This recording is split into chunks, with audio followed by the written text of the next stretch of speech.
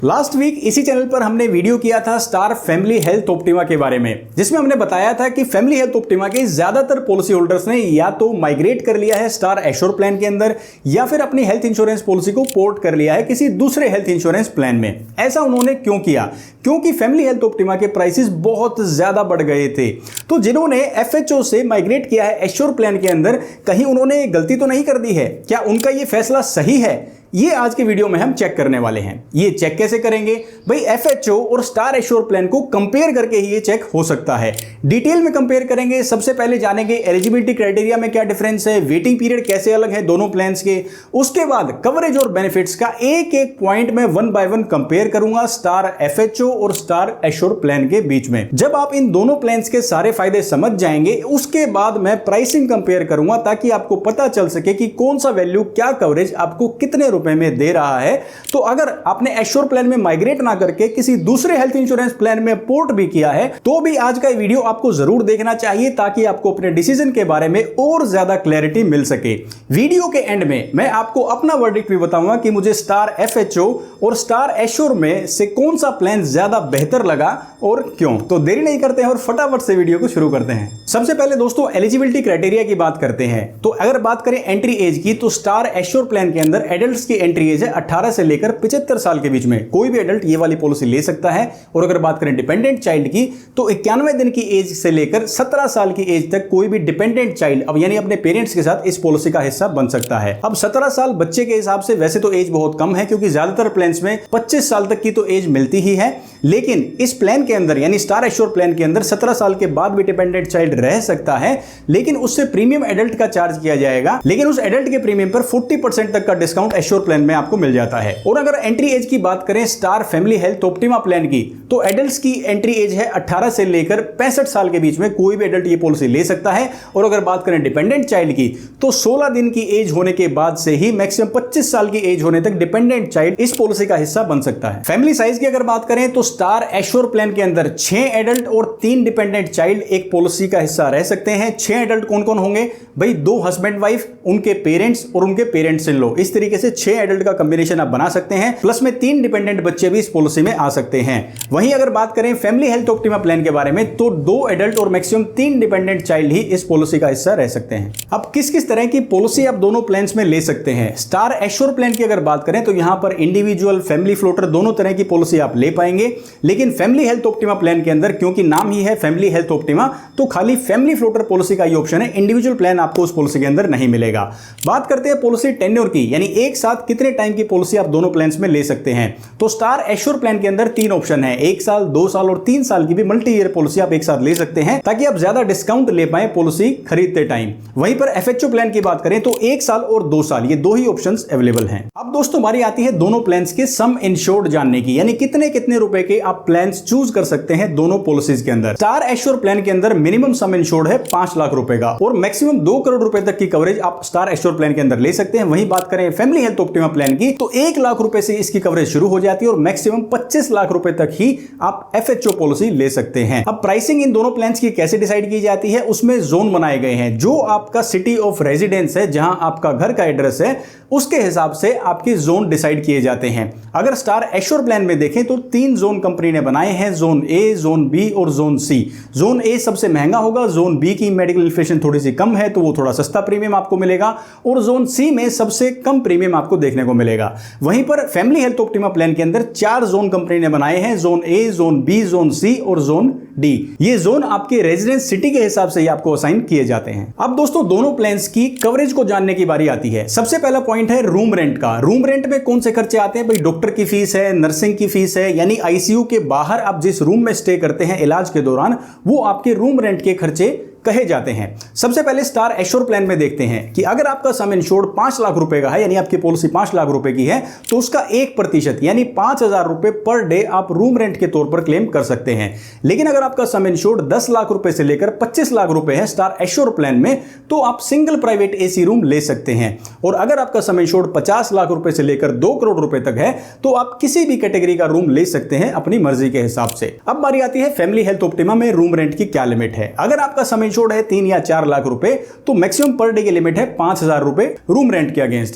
और अगर आपका सम इंश्योर्ड 5 लाख रुपए या उससे ज्यादा है तो आप सिंगल प्राइवेट एसी रूम ही ले पाएंगे। इससे ऊपर की category family health optima plan में अवेलेबल नहीं है। कंज्यूमेबल आइटम्स ये बहुत जरूरी हिस्सा है, यानी कोई भी इलाज होता है तो कुछ उसमें ऐसी चीजें इस्तेमाल होती हैं जो मेडिकल कैटेगरी की नहीं होती हैं लेकिन इलाज करने में उनकी जरूरत पड़ती है, यानी वो मदद करती हैं इलाज के दौरान, तो उन्हें कंज्यूमेबल आइटम यानी कि नॉन मेडिकल आइटम्स कहा जाता है। अगर एश्योर प्लान की बात करें तो वो स्टैंडर्ड पॉलिसी का हिस्सा है। एनेक्सर 1 की लिस्ट 1 के अंदर जो भी नॉन मेडिकल आइटम्स लिखे गए हैं वो सब आपका स्टैंडर्ड एश्योर प्लान कवर करेगा, लेकिन फैमिली हेल्थ ऑप्टिमा प्लान के अंदर कंज्यूमेबल्स की कवरेज आपको स्टैंडर्ड प्लान के अंदर नहीं मिलती है। रोड एम्बुलेंस, अब देखो कोई भी इलाज के लिए एडमिट होता है, हॉस्पिटल में जाता है पेशेंट, तो रोड एम्बुलेंस का इस्तेमाल हो सकता है, तो उसके लिए एश्योर प्लान के अंदर covered up to sum insured है, यानी उसमें कोई भी कैपिंग नहीं है अगर आपका ट्रीटमेंट का क्लेम अप्रूव किया जाता है तो। वहीं पर फैमिली हेल्थ ऑप्टिमा में लिमिट्स हैं।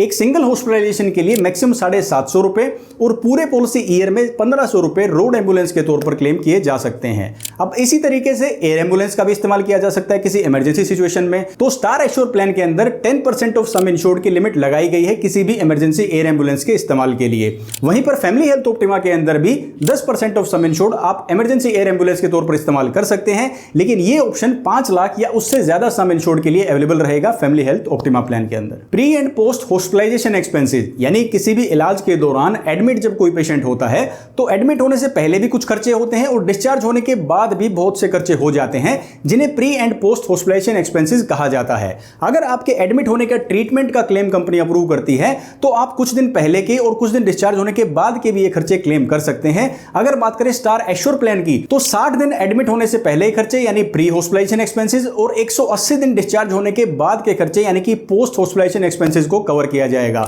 180 दिन वैसे कम नहीं होते हैं, 6 महीने हो जाते हैं, यानी डिस्चार्ज होने के बाद, इलाज होने के बाद अगले 6 महीने तक के उसी इलाज से संबंधित कोई खर्चे हैं तो वो आप रिम्बर्समेंट तौर पर क्लेम कर सकते हैं। वहीं पर बात करें फैमिली हेल्थ ऑप्टिमा प्लान की तो 60 दिन एडमिट होने से पहले के और 90 दिन डिस्चार्ज होने के बाद के खर्चे कवर किए जा सकते हैं रिम्बर्समेंट तौर पर और उसी ट्रीटमेंट से जुड़े हुए अगर ये खर्चे हैं तो। ऑर्गन डोनर कवरेज, यानी अगर किसी ऑर्गन के ट्रीटमेंट के दौरान ऑर्गन फेलियर हो जाता है या ऑर्गन को ट्रांसप्लांट करने की नौबत आ जाती है तो दोनों ही पॉलिसीज कवरेज देती हैं, लेकिन कवरेज में डिफरेंस है। स्टार एश्योर प्लान के अंदर बात करें तो covered up to sum insured है, यानी ऑर्गन ट्रांसप्लांट का क्लेम अगर कंपनी अप्रूव करती है तो उसमें कोई भी कैपिंग नहीं है। ऑर्गन ट्रांसप्लांट करने के बाद अगर ऑर्गन डोनर को कोई कॉम्प्लिकेशन फेस करनी पड़ती है तो उसके लिए एक्स्ट्रा सम इंश्योर्ड भी स्टार एश्योर प्लान के अंदर आपको मिल जाएगा। लेकिन अगर बात करें फैमिली हेल्थ ऑप्टिमा प्लान की, यहां पर 10% ऑफ सम इंश्योर्ड या मैक्सिमम 1 लाख रुपए के इलाज की कैपिंग है for organ transplant cover. Day care procedure, ये वो छोटी मोटी ईएनटी की सर्जरीज या और कोई छोटे प्रोसीजर्स होते हैं, इलाज होते हैं जिनके लिए 24 घंटे का एडमिट रहना जरूरी नहीं है, 4 से 5 घंटे में इलाज हो जाता है और पेशेंट को छुट्टी मिल जाती है। ये भी दोनों ही प्लान्स के अंदर कवरेज आपको मिल जाती है। डे केयर ट्रीटमेंट में कौन कौन से प्रोसीजर्स आते हैं इसकी डिटेल्ड लिस्ट आपको स्टार हेल्थ इंश्योरेंस की वेबसाइट पर मिल जाएगी। नेक्स्ट कवरेज आती है दोस्तों डोमिसिलरी ट्रीटमेंट, यानी घर पर ही इलाज लेना किसी मजबूरी की वजह से। मजबूरी क्या हो सकती है भाई, पेशेंट इस कंडीशन में नहीं है कि उसे हॉस्पिटल में लेके जाया जा सके या फिर हॉस्पिटल्स में बेड्स या रूम्स ही अवेलेबल नहीं है, तो इस कारण से घर पर इलाज लेना पड़ रहा है मजबूरी की वजह से, तो आप इंश्योरेंस कंपनी से अप्रूवल ले सकते हैं डोमिसिलरी ट्रीटमेंट का। ये दोनों ही प्लान्स के अंदर आपको सुविधा मिल जाती है। होम केयर ट्रीटमेंट, यानी इलाज हॉस्पिटल में लेने वाला है लेकिन आप चाहते हैं कि घर पर ही इलाज ये लिया जाए, तो ऐसा भी आप कर सकते हैं इंश्योरेंस कंपनी से अप्रूवल लेकर। यह सुविधा होम केयर ट्रीटमेंट कही जाती है, लेकिन यह सुविधा आपको सिर्फ स्टार एश्योर प्लान के अंदर मिलेगी। फैमिली हेल्थ ऑप्टिमा के अंदर होम केयर ट्रीटमेंट अवेलेबल नहीं है। आयुष की बात करें, यानी alternative treatment, Ayurveda, yoga and naturopathy, यूनानी, सिद्ध और होम्योपैथी, ये दोनों ही प्लान्स के अंदर कवर्ड है, यानी एश्योर में भी और फैमिली हेल्थ ऑप्टिमा प्लान में भी। लेकिन एश्योर के अंदर कोई भी सम लिमिट नहीं है, covered up to sum insured है। फैमिली हेल्थ ऑप्टिमा प्लान के अंदर आपके सम इंश्योर्ड के हिसाब से 10,000, 15,000 और 20,000 रुपए की सब लिमिट है आयुष ट्रीटमेंट्स के लिए। हालांकि एक कंडीशन है यहां पर, दोनों ही प्लान्स के अंदर योगा एंड नेचुरोपैथी एक्सक्लूडेड है, यानी योगा और नेचुरोपैथी से रिलेटेड कोई भी इलाज ये दोनों ही प्लान्स कवर नहीं करेंगे। प्रिवेंटिव हेल्थ चेकअप, यानी 1 साल कंप्लीट करने पर जिसमें कोई भी क्लेम नहीं आता है, दोनों ही प्लान्स आपको कुछ प्रिवेंटिव हेल्थ चेकअप करवाने की परमिशन देते हैं, वो according to your sum insured, यानी जितने रुपए की आपकी पॉलिसी है उसके हिसाब से एक सबलिमिट आपको मिल जाती है, जो कि स्टार एश्योर प्लान के अंदर शुरुआत हो जाती है 2500 रुपए से और फैमिली हेल्थ ऑप्टिमा प्लान के अंदर मिनिमम लिमिट है 750 रुपए की। जैसे जैसे आपका सम इंश्योर्ड बढ़ता रहेगा, आपका प्रिवेंटिव हेल्थ चेकअप का अमाउंट भी बढ़ता रहेगा, जो आप पूरे साल के कंप्लीट होने के बाद करवा सकते हैं। क्यूमुलेटिव बोनस यानी कि आपने पूरे साल में क्लेम नहीं लिया तो आपका सम इंश्योर्ड कितना बढ़ेगा इन दोनों ही प्लान्स के अंदर। अगर बात करें स्टार एश्योर प्लान की तो क्यूमुलेटिव बोनस है हर क्लेम फ्री ईयर के बाद 25%, यानी कि अगर आपकी पॉलिसी है 10 लाख रुपए की, अगले 4 साल आप कोई भी क्लेम नहीं लेते हैं तो आपका सम इंश्योर्ड 10 लाख रुपए से 20 लाख रुपए हो जाएगा, क्योंकि 25% हर साल बढ़ेगा तो 4 साल में 100% ऑफ सम इंश्योर्ड तक वो बढ़ जाएगा। क्यूमुलेटिव बोनस कितना है स्टार एश्योर में 25% हर क्लेम फ्री ईयर पर। लेकिन बात करें फैमिली हेल्थ ऑप्टिमा प्लान की, पहले क्लेम फ्री ईयर पे 25% और उसके बाद सब्सिक्वेंट क्लेम फ्री ईयर्स पे आपका सम इंश्योर्ड 10% बढ़ता रहेगा, यानी टोटल 7 से 8 साल क्लेम फ्री अगर निकल जाते हैं तो आपका सम इंश्योर्ड डबल हो जाता है। लेकिन स्टार एश्योर प्लान के अंदर ये 4 साल में ही डबल हो जाएगा, क्योंकि cumulative bonus star assure plan के अंदर आपको ज्यादा मिलता है। अब दोस्तों बारी आती है मैटरनिटी की। मैटरनिटी के एक्सपेंसेस कौन से होते हैं भाई? चाइल्ड बर्थ है, चाहे वो सी सेक्शन डिलीवरी है, चाहे नॉर्मल चाइल्ड बर्थ है, दोनों ही तरह की डिलीवरीज कवर करेगा star assure plan. Waiting period है 24 महीने का और मैक्सिमम सम इंश्योर्ड जो आप इस्तेमाल कर सकते हैं वो है आपके सम इंश्योर्ड का 10%, यानी एक लिमिट लगाई गई है। फैमिली हेल्थ ऑप्टिमा के अंदर मैटरनिटी के कोई भी एक्सपेंसेस कवर नहीं होंगे। इन यूट्रो फीटल सर्जरीज, ये कौन सी सर्जरीज होती हैं भाई? जब कोई लेडी प्रेग्नेंट होती है और बच्चा पैदा होने से पहले यानी यूट्रस के अंदर ही बच्चे को कोई कॉम्प्लिकेशन हो जाती है तो वहीं पर उसकी कोई सर्जरी करनी पड़ती है, तो उसे इन यूट्रो फीटल सर्जरीज कहा जाता है। इस तरह की ट्रीटमेंट स्टार एश्योर प्लान के अंदर ली जा सकती है 24 महीने के वेटिंग पीरियड के बाद, लेकिन फैमिली हेल्थ ऑप्टिमा में इस तरह की सुविधा नहीं है। असिस्टेड रिप्रोडक्शन ट्रीटमेंट, यानी अगर बेबी नेचुरली कंसीव नहीं होता है तो आप आईवीएफ जैसे प्रोसीजर्स का सहारा ले सकते हैं। स्टार एश्योर प्लान के अंदर इसमें एक सबलिमिट दी गई है 1 लाख रुपए से लेकर 4 लाख रुपए तक की। जितना ज्यादा आपका सम इंश्योर्ड होगा उसके हिसाब से ही आप असिस्टेड रिप्रोडक्शन ट्रीटमेंट का इलाज ले सकते हैं। वहीं पर अगर बात करें एफएचओ प्लान की तो यह सबलिमिट 1 और 2 लाख रुपए की रहेगी।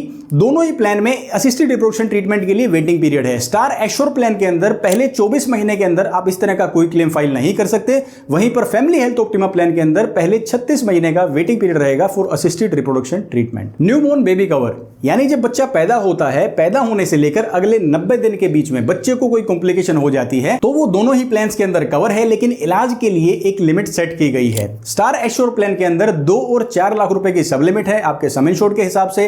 वहीं पर फैमिली हेल्थ ऑप्टिमा प्लान के अंदर मैक्सिमम लिमिट है न्यूबॉर्न बेबी कवर की 50,000 रुपए। कंपैशनेट ट्रैवल, अब कोई ऐसा इंश्योर्ड पर्सन है जो अपने परिवार से, इमीडिएट फैमिली से कहीं दूर जॉब करता है या बिजनेस करता है, वहां पर कोई इमरजेंसी हो जाती है और उन्हें एडमिट होना पड़ता है और उनको संभालने के लिए कोई भी इमीडिएट फैमिली का मेंबर उनके पास नहीं है, तो उनके इमीडिएट फैमिली मेंबर में से किसी एक मेंबर का आने जाने का खर्चा आप क्लेम कर सकते हैं इंश्योरेंस कंपनी से। अगर उनके ट्रीटमेंट का क्लेम कंपनी ने अप्रूव किया है तो कितना अमाउंट क्लेम कर सकते हैं?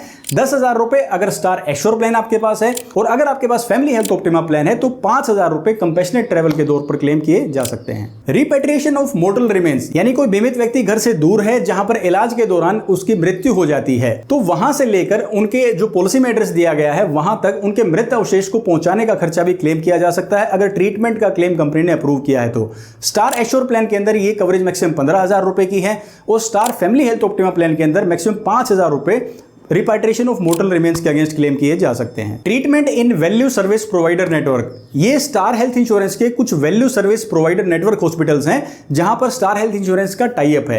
अगर कोई भी पॉलिसी होल्डर इन हॉस्पिटल्स में जाकर इलाज लेता है और वो क्लेम अप्रूव हो जाता है तो दोनों ही प्लान्स के अंदर, स्टार एश्योर और फैमिली हेल्थ ऑप्टिमा प्लान के अंदर भी 5,000 रुपए का लमसम बेनिफिट उनको पास ऑन कर दिया जाएगा। शेयर्ड अकोमोडेशन, अगर मैं अपने इलाज के दौरान किसी एक रूम में इंडिविजुअल रूम ना लेकर कोई शेयर्ड अकोमोडेशन लेता हूं, चाहे जनरल वार्ड में रुकता हूं या फिर ट्विन शेयरिंग बेसिस पर रूम लेता हूं, तो इंश्योरेंस कंपनी कुछ बेनिफिट पास ऑन करेगी जिसे शेयर्ड अकोमोडेशन बेनिफिट कहा जाएगा। तो स्टार एश्योर प्लान के अंदर ये है 1,000 रुपए पर डे। वहीं पर फैमिली हेल्थ ऑप्टिमा प्लान के अंदर आप 800 रुपए प्रतिदिन, और सम इंश्योर्ड अगर आपका ज्यादा है तो 1,000 रुपए पर डे भी शेयर्ड अकोमोडेशन के तौर पर क्लेम कर सकते हैं। सेकंड मेडिकल ओपिनियन, यानी कि कोई क्रिटिकल कंडीशन डायग्नोज हो जाती है, कोई मेडिकल कंडीशन डायग्नोज हो जाती है और आपको स्टार हेल्थ इंश्योरेंस के एक्सपर्ट पैनल से ईमेल के द्वारा कोई ओपिनियन लेना पड़ता है, तो वो आप दोनों प्लान्स के अंदर ले सकते हैं, इसमें कोई भी डिफरेंस नहीं है। अब बारी आती है मॉडर्न ट्रीटमेंट्स की, क्या कवरेज स्टार एश्योर और फैमिली हेल्थ ऑप्टिमा प्लान में आपको मिलती है। दोनों ही प्लान्स में 12 लिस्टेड मॉडर्न ट्रीटमेंट्स कवर हैं, लेकिन दोनों ही प्लान्स के अंदर सब लिमिट्स हैं, यानी covered up to sum insured दोनों ही प्लान्स में ये ऑप्शन अवेलेबल नहीं है। हालांकि सब लिमिट्स के लिए आप अभी स्क्रीन पर देख सकते हैं, या दोनों ही प्लान्स की पॉलिसी वर्डिंग्स आपके लिए मैं डिस्क्रिप्शन में दे दूंगा, आप वहां से भी मॉडर्न ट्रीटमेंट्स या बाकी टर्म्स एंड कंडीशंस को स्टडी आउट कर सकते हैं। अब दोस्तों ऐसा फीचर आता है जो सबसे बड़ा डिफरेंस मुझे इन दोनों प्लान्स में लगता है, वो है automatic restoration of sum insured. Generally हम इसकी बात करते हैं तो दिमाग में ये आता है कि अगर क्लेम के दौरान पैसे खत्म हो जाते हैं तो कंपनी दोबारा से उस अमाउंट को रिस्टोर कर देती है, लेकिन इसमें कुछ टेक्निकल डिफरेंसेस भी हो सकते हैं, जैसा कि स्टार एश्योर और फैमिली हेल्थ ऑप्टिमा के ऑटोमेटिक रिस्टोरेशन बेनिफिट में है। अगर आप बात करें स्टार एश्योर का रिस्टोरेशन बेनिफिट, इसके अंदर क्या है, चाहे आपका सम इंश्योर्ड पार्शियली यूटिलाइज हो जाए या पूरी तरीके से यूज हो जाए किसी भी क्लेम में या मल्टीपल क्लेम्स, मान लो आपकी पॉलिसी है 10 लाख रुपए की, उसमें से आपने 2 लाख रुपए इस्तेमाल कर लिए, वो भी दोबारा से रिचार्ज होकर अगले क्लेम्स के लिए वापस 10 लाख रुपए हो जाएंगे। ऐसा साल में कितनी बार होगा, अनलिमिटेड टाइम्स होगा। सेम डिजीज के लिए भी होगा, यानी जिस बीमारी के इलाज के लिए आपने 2 लाख रुपए इस्तेमाल किए थे, अगर दोबारा से उसी बीमारी के लिए आपको क्लेम लेना पड़े तो आपका रिस्टोरेशन बेनिफिट उसमें भी आप इस्तेमाल कर सकते हैं। लेकिन फैमिली हेल्थ ऑप्टिमा प्लान के अंदर ऐसा नहीं है। अगर आपकी पॉलिसी है 10 लाख रुपए की और उसमें 10,000 रुपए भी बचे हुए हैं तो आपका रिस्टोरेशन बेनिफिट एक्टिव नहीं होगा। पूरा सम इंश्योर्ड एग्जॉस्ट होने के बाद ही आपका restoration benefit up to 100% of sum insured आपको मिलेगा। दूसरा जो डिफरेंस है, पॉलिसी में 3 बार ही आपको restoration benefit family health optima plan के अंदर मिलेगा। और तीसरा सबसे बड़ा डिफरेंस, आप रिलेटेड इलनेस के लिए रिस्टोरेशन बेनिफिट का इस्तेमाल नहीं कर सकते। मान लो 10 लाख रुपए की पॉलिसी थी और किसी को किडनी का ट्रीटमेंट लेना पड़ जाता है, महंगा ट्रीटमेंट है, पूरे के पूरे 10 लाख रुपए खत्म हो जाते हैं।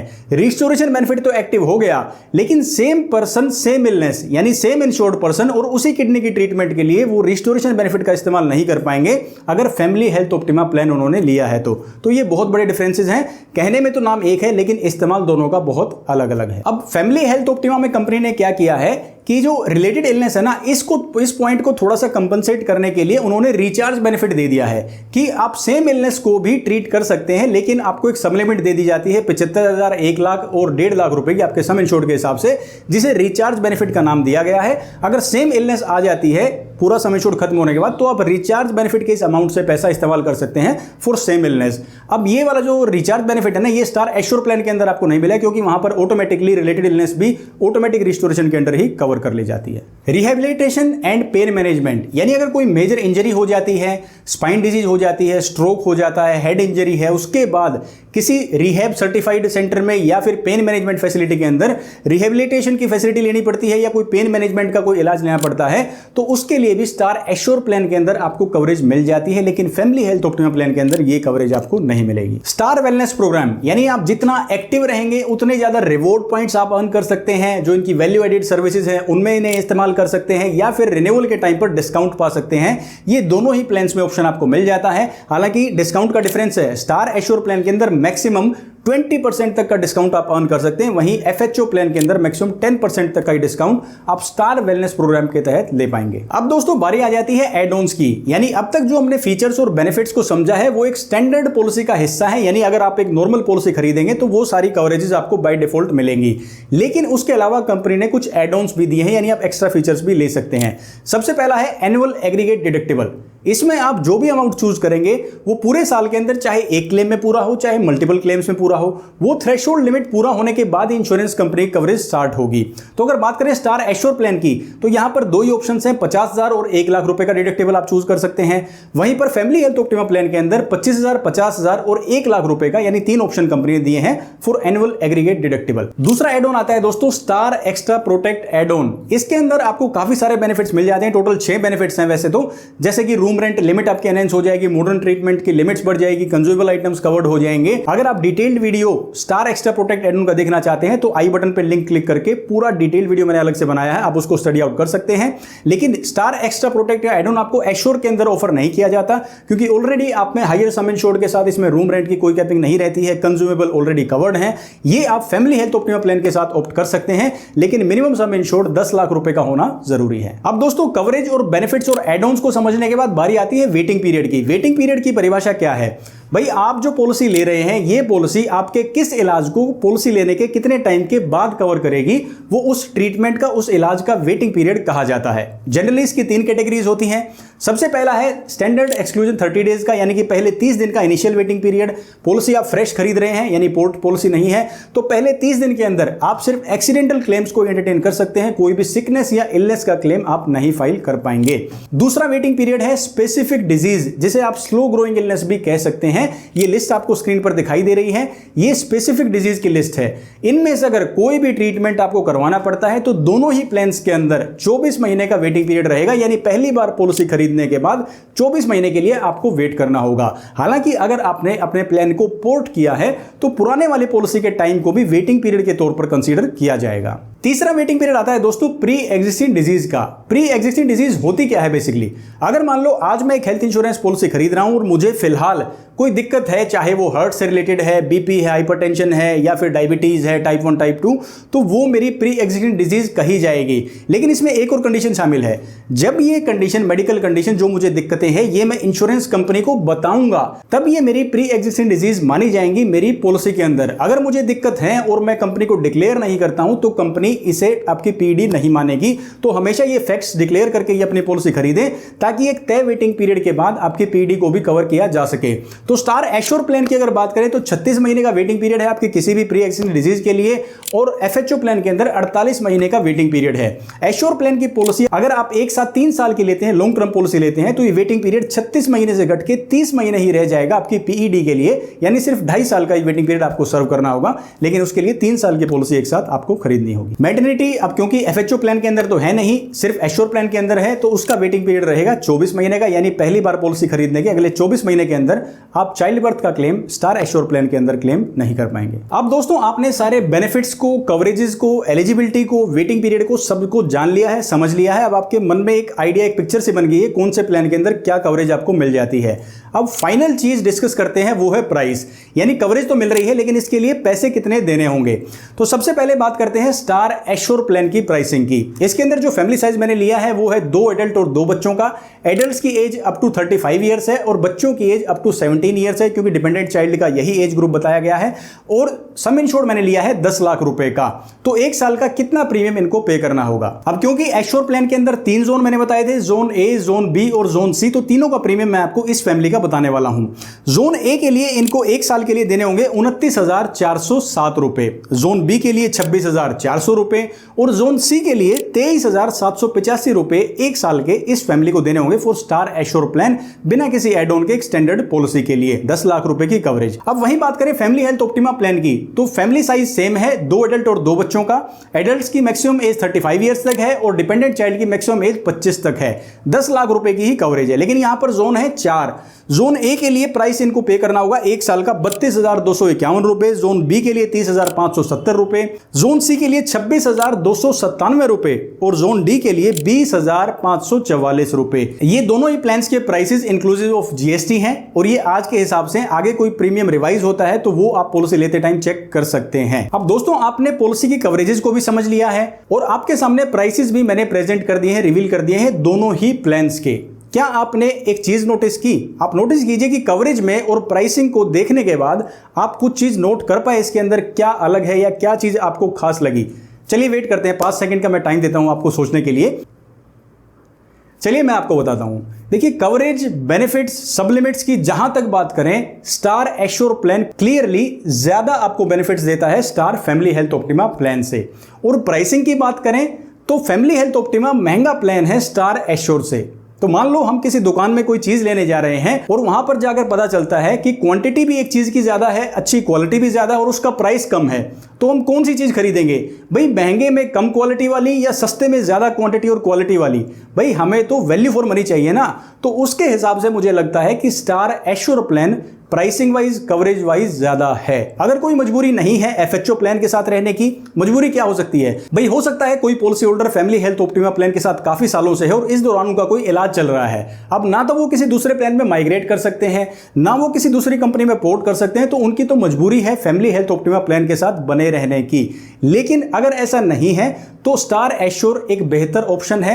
एफएचओ से अगर आप स्विच करना चाहते हैं, पैसे की बचत है और आपकी कवरेज की भी बढ़ोतरी हो जाएगी। और अगर आपने किसी दूसरी कंपनी के हेल्थ इंश्योरेंस प्लान में पोर्ट किया है तो भी आज के वीडियो से आपको एक अंदाजा लग गया होगा कि आपने जिस प्लान में पोर्ट किया और स्टार एश्योर के अंदर क्या क्या डिफरेंसेस है और क्या बेनिफिट्स आपको वहां पर ज्यादा मिल रहे हैं या कम मिल रहे हैं, आप उसकी भी क्लैरिटी अपने माइंड में ला सकते हैं। जैसा कि वीडियो के शुरू में मैंने आपको प्रॉमिस किया था कि ये वीडियो बहुत सी वैल्यू आपके लिए क्रिएट करने वाला है। तो दोस्तों उम्मीद करता हूं इस वीडियो में दी गई जानकारी ने आपकी कुछ मदद की होगी, आपके बहुत से डाउट्स और क्वेरीज को दूर किया होगा। लेकिन अगर फिर भी कोई ऐसा पॉइंट है, कोई ऐसा डिफरेंस है दोनों ही प्लान से रिलेटेड आपको जो समझ में नहीं आया है, तो आप तुरंत कमेंट करें। मैं कोशिश करूंगा कि उसका जल्दी से जल्दी जवाब आपको दे पाऊं और आपका डाउट और क्वेरी दूर कर पाऊं। तो अगर वीडियो में दी गई जानकारी आपको समझ में आई, आपको लगता है कि आपके काम की है, तो अपना प्यार और सपोर्ट दिखाने के लिए आप वीडियो को लाइक कर सकते हैं। और अगर अब तक आपने चैनल को सब्सक्राइब नहीं किया है तो आप चैनल को सब्सक्राइब जरूर करें, ताकि हम अपने परिवार को, इस कम्युनिटी को और बड़ा कर सकें और हमारी बात इस देश के कोने कोने तक पहुंच सके और हर एक इंसान की हम मदद कर पाए इंश्योरेंस से जुड़ी हुई। ऐसी मैं आपसे उम्मीद भी करता हूं। मैं रविंदर सिंह अब आपसे लेता हूं इजाजत, मिलूंगा आपसे अगले वीडियो में। तब तक के लिए आप अपना ख्याल रखिए, खुश रहिए और स्वस्थ रहिए। जय हिंद।